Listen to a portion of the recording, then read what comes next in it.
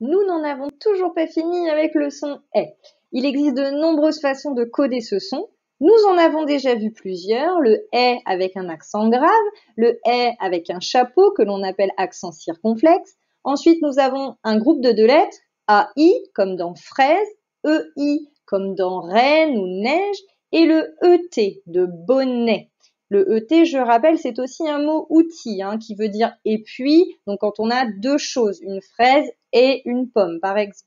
Alors j'espère que toutes ces graphies-là, vous les avez bien mémorisées et je vous annonce que il en existe encore d'autres. Alors cette fois-ci, vous allez voir, on va surtout s'intéresser aux lettres qui composent le mot, qui sont à l'intérieur du mot.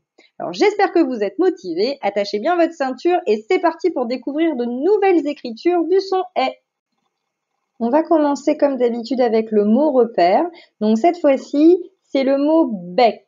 Alors ce que je te demande de faire comme d'habitude, c'est de prendre ton ardoise et de me dessiner un rond pour chaque son. Si tu veux, tu peux écrire le son à l'intérieur de chaque rond. Je te laisse faire. Alors j'imagine que tu as bien trouvé qu'il y avait 3 sons dans le mot bec, donc le son B, le son E et le son Q. Donc, comme tu peux le voir, j'ai remis les petites flèches pour montrer quelles lettres coder quels sons. Donc, le son B, c'est un B, il n'y a pas 36 solutions. Ensuite, le son Q, c'est le C. Et du coup, le son E, ça va être le E. Alors, le E, oui, mais pas à n'importe quel moment. Là, tu vas voir, et tu l'as déjà remarqué, je pense, sur cette diapositive, en fait, le E va chanter E, lorsqu'il y aura le C qui est derrière. Donc en fait, le E et le C, on va les lire ensemble et on va faire le son EK. Donc on fusionne le E et le Q. Je te donne un autre exemple de mot avec le son E, où justement on trouve un C juste à côté du E, tu peux le voir dans le mot écrit, et du coup ça va chanter EK. Je te l'ai dit juste avant, on va mettre le son E et le son Q ensemble, et on va les lire ensemble. Donc là, tu regardes bien le mot, j'ai bien entouré le E qui chantait E, on voit bien que derrière il y a le C, je t'ai mis en gras le S à la fin, il est muet, d'accord, on ne l'entend pas, il est là pour montrer qu'il y en a plusieurs. Et je t'ai mis aussi en gras du coup le déterminant les, qui lui aussi montre qu'il y en a plusieurs. Alors, une chose que je voulais te montrer avec l'exemple des échecs, mais aussi avec l'exemple du mot bec, c'est que le son ek, ou en tout cas les 2 sons fusionnés, on les trouve à la fin. Donc, lorsque tu vas avoir un mot qui va se terminer par EC, ou alors ECS, avec le S qui est bien évidemment muet, eh bien, tu le liras ek. Donc, on vient de voir que lorsque l'on a un E et un C à la fin d'un mot, ça va se prononcer ek. Maintenant, je veux te montrer que ces 2 sons-là, le E et le Q, donc ek, on peut le trouver aussi à l'intérieur du mot. Pour cela, je te propose 2 images. En haut, une petite fille qui lit, ça symbolise le mot lecture. En bas, c'est une forme géométrique, le rectangle. Alors, je vais d'abord m'intéresser au mot lecture. Donc, comme tu le vois, je l'ai décomposé en sons, donc le son L, le son E, le son Q, le son T, le son U et le son R. Donc, on sait que le E à la fin, il est là parce que c'est un E muet, enfin semi-muet, mais en tout cas qui montre la marque du féminin. On dit la lecture, donc c'est pour ça on pense à mettre un E à la fin. Tout ça pour dire que on repère bien dans le mot le E et le C. Et si tu observes juste à côté, tu as la lettre T. Alors, la lettre T, elle fait partie des lettres consonnes. Si tu te souviens bien, il n'y a pas très longtemps de ça, on a vu les voyelles. Je te les rappelle, A, E, I, O, U, Y et aussi tous les E. Bon là, ça n'est pas une voyelle. Donc, si ça n'est pas une voyelle, on va appeler cette lettre une consonne. Donc, si à l'intérieur d'un mot, tu trouves un E et un C qui se suivent et que derrière le C, tu as une consonne, eh bien, le E et le C, tu vas pouvoir les lire EK. C'est la même chose pour le mot rectangle.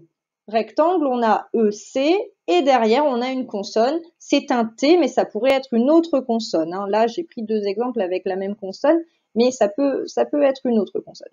Donc, ça, c'est la règle. Si j'ai un E et un C ensemble, je vais regarder derrière le C si j'ai une consonne. Si j'ai une consonne, mon E et mon C, je peux les lire ensemble et faire EK.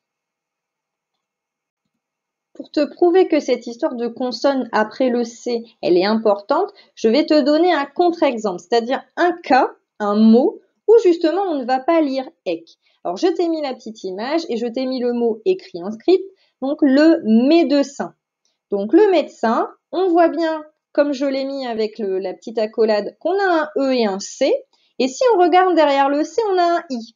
Le I, c'est une voyelle. Donc ça veut dire que si ça n'est pas une consonne, ça ne chantera pas ek. Donc là, on ne va pas dire un médecin, mais un médecin. Le E chante E. Donc c'est pour te prouver que la lettre après le C, elle est très importante et qu'il va falloir que tu y fasses attention.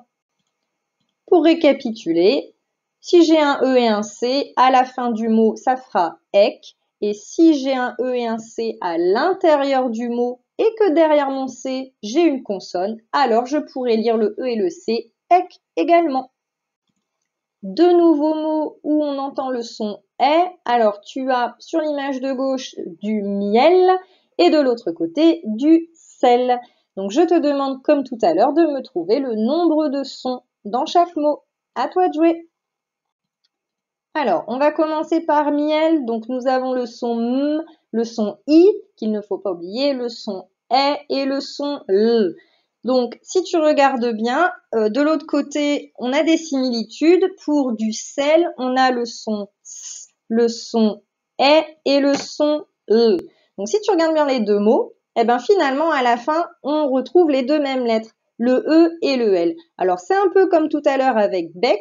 Lorsqu'un mot va se terminer par un E et un L, alors le E et le L, on va les fusionner, on va fusionner les sons qu'ils font, donc ça va donner L. Un autre exemple, cette fois-ci où le son est, il n'est pas à la fin du mot, nous avons un elf, donc un elf, hein, mais je fais la liaison. Donc pour elf, eh bien on a le son E, le son L et le son F. Donc si tu regardes bien, j'ai mon E et j'ai mon L, et derrière le L, j'ai ma lettre consonne, le F. Donc encore une fois, si derrière le L, on trouve une consonne, eh bien le E et le L pourront se lire ensemble, L. Encore une fois, pour te prouver que c'est très important de regarder la lettre qui suit le L, je te donne un contre-exemple avec le mot melon. Donc melon, si tu regardes comment il est écrit, on retrouve bien le E et le L, je l'ai mis avec une accolade, sauf que derrière le L, on a un O, et le O c'est une voyelle. Donc ça veut dire que le O va empêcher le E et le L de fusionner. Donc du coup, on ne va pas lire la lettre E, on va la lire E, ce qui donne melon et pas melon. Je résume pour cette partie-ci. Donc, lorsque l'on trouve un E et un L en fin de mot, on va pouvoir fusionner les sons et chanter L. Et si c'est à l'intérieur d'un mot, il faut que j'ai E, L et derrière le L, une consonne. Nous avons donc le E avec le C qui fait EK, ensuite le E avec le L qui fait L. Nous allons voir une troisième façon. Donc là, nous avons en haut l'étiquette du mot escabeau et en bas escargot. Donc, je te propose une nouvelle fois de me trouver les sons qui codent chacun des mots. On va commencer par le mot escabeau. Donc, nous avons le E qui est au début du mot. Donc, S, K, A, B, O. Donc, si tu regardes bien, le E chante E parce que juste derrière, nous avons un S. Si je prends le mot du bas, escargot, donc ça ressemble beaucoup, hein, donc tu vois apparaître les différents sons, le E, le S, le K, le A, le R, le G et le O, sachant que le T est muet. Encore une fois, on retrouve le S juste derrière le E. Donc là, cette fois-ci, le son est au début du mot. Donc généralement, lorsque un mot va commencer par E et S, tu vas pouvoir fusionner ces deux lettres ensemble, fusionner les sons et lire directement S. Le son S, cette fois-ci, à l'intérieur du mot avec le mot veste. Donc, je te présente tout de suite le mot décomposé en sons. Donc, nous avons le son V, le son E, le son S et le son T. Donc, encore une fois, je reprends la stratégie de tout à l'heure. C'est-à-dire que je regarde la lettre qui va suivre le S. Donc, juste après le S, nous avons un T. Le T, c'est une consonne. Donc, le T va permettre au E et au S de fusionner et de chanter ensemble S. Toujours comme tout à l'heure, je te montre un contre-exemple pour te prouver qu'il faut bien regarder la lettre qui est derrière. Donc, nous avons ici le tournesol. Donc, on voit bien que derrière le S, nous avons un O qui est une voyelle. Et donc, du coup, le E ne va pas fusionner avec le S. Ils ne vont pas se mettre ensemble pour chanter ensemble. Le E va se lire E tout simplement. Les règles sont toujours les mêmes. Le E et le S, lorsque c'est en début de mot, ça va fusionner pour faire S. Et aussi lorsque le S va être suivi d'une consonne, lorsque le son est à l'intérieur d'un mot. J'espère que tu as encore un tout petit peu d'énergie parce qu'on va voir ensemble quelle est la dernière lettre qui, en accompagnant la lettre E, va le faire chanter est. Alors là, je t'ai mis deux photos, celle d'un verre et celle de la mer. Donc j'ai bien entouré le E qui chante est et si tu regardes bien, la lettre qui accompagne le E, c'est un R. Alors, comme tu le vois également, le R, donc les deux sons qui fusionnent ensemble, ils se trouvent à la fin des mots, d'accord? Par contre, attention, on a vu ensemble des mots qui se terminaient par ER et qui ne chantaient pas R mais E. Je te donne par exemple le mot manger, pleurer, bavarder. Donc ça, ce sont des verbes, ce sont des actions. Donc attention, lorsque tu trouveras E et R à la fin d'un mot, c'est possible que ça chante R, mais c'est aussi possible que ça chante E. Donc là, à toi d'être vigilant quand tu vas lire le mot, tu vas te rendre compte du son que tu dois produire. Maintenant, on va regarder les mots qui contiennent le son est avec le re, donc le son R à l'intérieur des mots. Donc nous avons pour la première image de la porte le mot fermer, c'est un verbe, c'est une action, et en dessous des asperges qui sont très bonnes à manger. Donc du coup, si je prends fermer, nous voyons bien que nous avons le E, puis le R, et derrière le R, nous avons une consonne, c'est le M. Pareil pour des asperges, nous avons le E, ensuite le R, et juste après le R, nous avons un G. Le G aussi est une consonne. Donc la règle est toujours la même. Quand j'ai mes deux lettres ensemble, je regarde si la lettre qui suit le R va être une consonne ou une voyelle. Et c'est ça qui va me permettre de savoir si mon E et mon R, je peux les fusionner ou pas.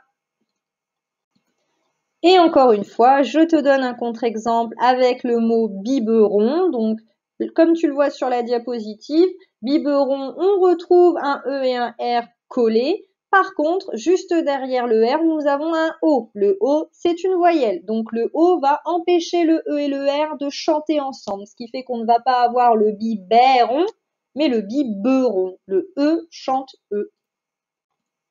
Si on récapitule ce que l'on vient de voir avec le E et le R, lorsque le E et le R sont à la fin d'un mot, il est possible, je dis bien il est possible parce que ça n'est pas toujours le cas, il est possible que ça chante R. Ça sera surtout pour des noms, des choses, des objets, pas pour des verbes. Et si on est à l'intérieur d'un mot, eh ben, la condition c'est toujours la même, il faut que derrière le R, il y ait une consonne.